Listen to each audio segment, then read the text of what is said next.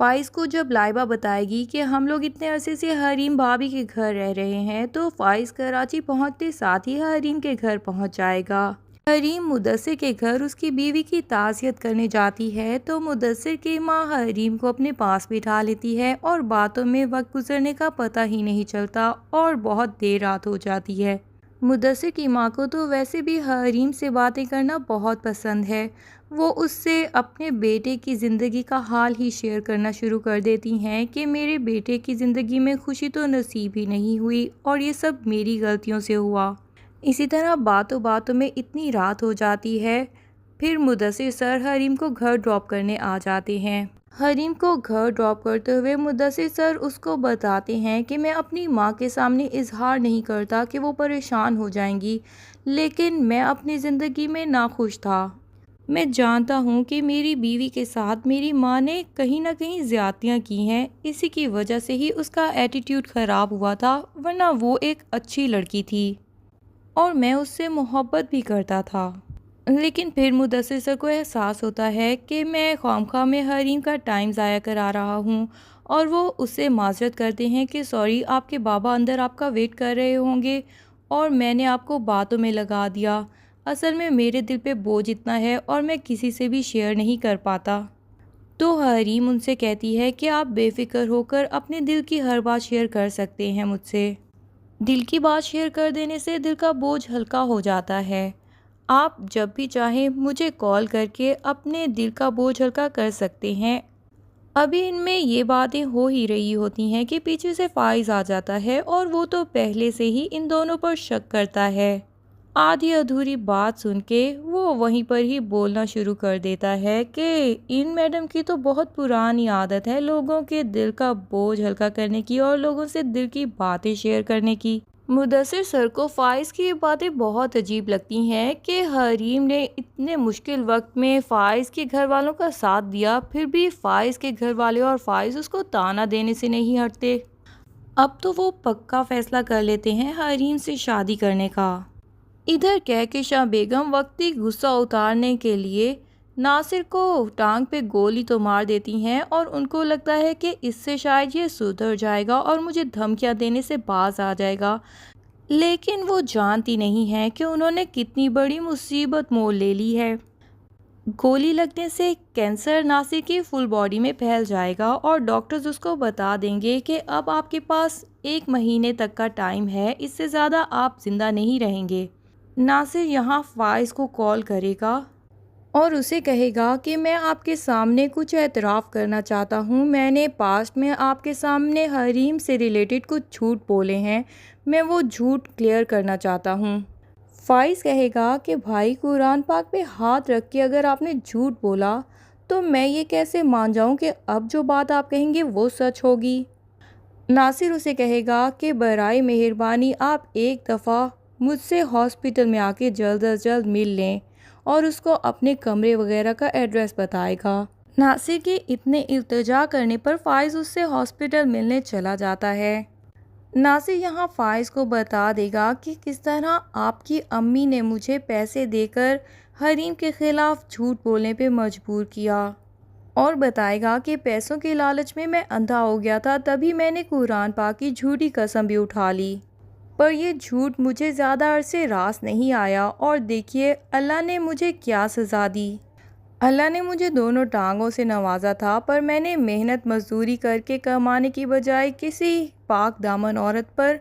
تہمت لگا کے کمانا آسان سمجھا، تبھی اللہ میاں نے مجھ سے ٹانگ چھین لی، اور پھر جب میں نے آپ کی امی کو کال کی اور یہی دھمکی دی کہ میں آپ کے بیٹے کو سب سچائی بتا دوں گا، تو انہوں نے آ کے میری اسی ٹانگ میں گولی مار دی، جس کی وجہ سے میری فل باڈی میں کینسر پھیل چکا ہے۔ آپ چاہیں تو ڈاکٹر سے پوچھ سکتے ہیں، میرے پاس زندگی کی زیادہ مہلت باقی نہیں۔ اور آپ خود ہی سوچئے کہ ایک مرتا ہوا انسان آخر جھوٹ کیوں بولے گا؟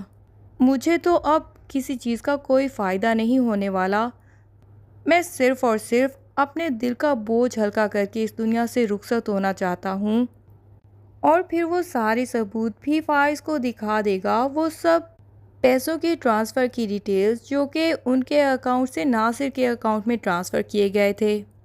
فائز بھی جب ناصر کو مرتا ہوا دیکھے گا تو اس کو یقین آ جائے گا کہ اب کی بار یہ سچ بول رہا ہے۔ فائز سچ جاننے کے بعد حریم سے معافی مانگنے جائے گا کہ میں نے تم سے محبت کے دعوے کیے تھے لیکن میں نے تم پہ تھوڑا سا بھی اعتبار نہیں کیا، اور جب ناصر نے تمہارے اوپر تہمت لگائی تو میں نے تم سے کلیئر کرنا بھی مناسب نہیں سمجھا اور سب کچھ سچ مان لیا۔ فائز یہاں حریم سے پاؤں پکڑ کے معافی مانگے گا کہ میں نے غصے میں آ کے تمہیں طلاق دے دی، پلیز میرے پاس واپس آ جاؤ، میں کوئی نہ کوئی راستہ ڈھونڈ لوں گا۔ لیکن پیچھے سے مدثر سر آ جائیں گے اور وہ کہیں گے کہ فائز صاحب، طلاق کے بعد واپسی کا کوئی بھی راستہ نہیں ہوتا، اور اب آپ جان لیجئے کہ حریم میری بیوی ہے اور میری بیوی کے ساتھ آپ بات کریں یہ مجھے بالکل پسند نہیں آئے گا۔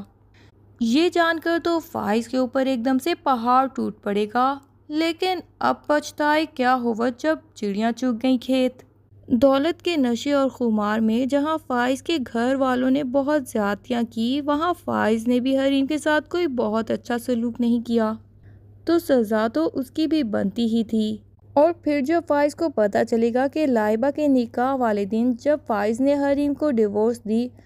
تب ہی حریم کا مس کیریج بھی ہو گیا تھا، تو فائز یہ صدمہ برداشت نہیں کر پائے گا،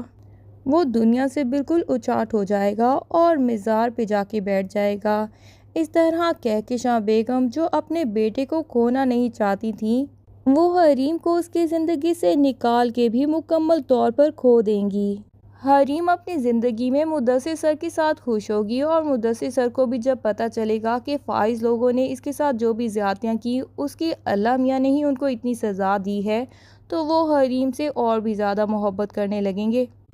کہکشاں بیگم جن کو اپنی غلطیاں سمجھ نہیں آ رہی تھیں اور وہ فائز کو کھونا نہیں چاہتی تھیں، وہ حریم کو فائز کی زندگی سے نکال دینے کے باوجود بھی فائز کو مکمل طور پر کھو دیں گی۔ اپنا بڑا بیٹا تو وہ آلموسٹ پہلے ہی کھو چکی ہیں، وہ بھی کینیڈا میں بہت اچھی زندگی نہیں گزار رہا ہوگا، لیکن اب اس کے پاس اتنا بھی نہیں ہوگا کہ وہ واپس آ سکے۔ شیخ صاحب کی بھی مدثر سر جیل سے ضمانت تو کروا دیں گے، لیکن وہ اپنے دونوں بیٹوں کو کھو دینے کے بعد اور اپنی پوری زندگی کی جمع پونجی کھو دینے کے بعد اب بہت بیمار اور کمزور ہو چکے ہیں۔ اگر اس فیملی میں کسی کے ساتھ اچھا ہوگا تو وہ صرف لائبہ ہے، کیونکہ لائبہ دل کی بھی بہت اچھی لڑکی تھی۔ اس کو تھوڑی سی ہی سزا ملنے کے بعد احساس ہو گیا تھا کہ کہاں پہ ان لوگوں نے کیا کیا غلطیاں کیں، اور وہ اپنی ماں کو بھی ان کی غلطیوں کا بار بار احساس دلانے کی کوشش کرتی رہی، لیکن کہکشاں بیگم ہے کہ وہ ماننے کو تیار ہی نہیں تھی کہ ان سے بھی کوئی غلطی ہو سکتی ہے۔ کہکشاں بیگم کی زندگی ان سب لوگوں کے لیے ایک عبرت کا نشان بن جائے گی جو اس دنیا میں تکبر کرتے ہیں اور خود کو کچھ سمجھتے ہیں۔ ان کو جان لینا چاہیے کہ تکبر کی سزا نہ صرف آخرت میں ملے گی بلکہ اس دنیا میں بھی اکثر مل جاتی ہے۔ ڈرامے کی اینڈنگ آپ کو پسند آئی یا بری لگی، یہ کمنٹس میں بتانا نہ بھولیے گا، اور اگر آپ کو ویڈیو پسند آئی ہو تو لائک اینڈ شیئر بھی ضرور کر دیں، اور اگر آپ میرے چینل پر نئے ہیں تو چینل کو سبسکرائب کرنا نہ بھولیے گا۔ تھینک یو، اللہ حافظ۔